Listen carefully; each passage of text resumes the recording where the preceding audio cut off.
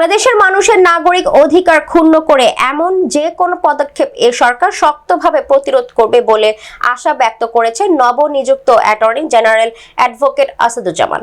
শুক্রবার সকালে নিজ গ্রাম ঝিনাইদহের শৈলকুপা উপজেলার বারুইপাড়া গ্রামে তার পিতা মরহুম শেখ ইসরাইল মাস্টারের কবর জিয়ারত শেষে সাংবাদিকদের এক প্রশ্নের জবাবে তিনি একথা বলেন। দেশের মানুষের অধিকার রক্ষায় যা যা করণীয় তাই করবেন বলে আশ্বস্ত করেন তিনি। এর আগে সকালে তিনি গ্রামে এলে হাজার হাজার মানুষ তাকে অভিনন্দন জানাতে আসেন। বাংলাদেশে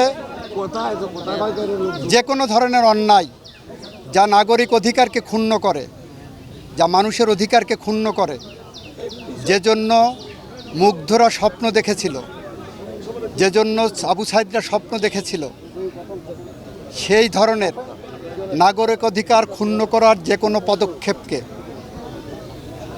এই সরকার যথাযথভাবে প্রতিরোধ করবে।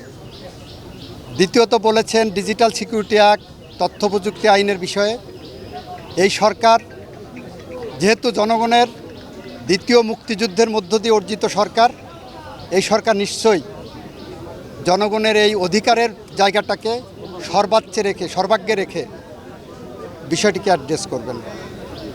আমার নেক্সট পরিকল্পনা বাংলাদেশের মানুষের অধিকার প্রতিষ্ঠা।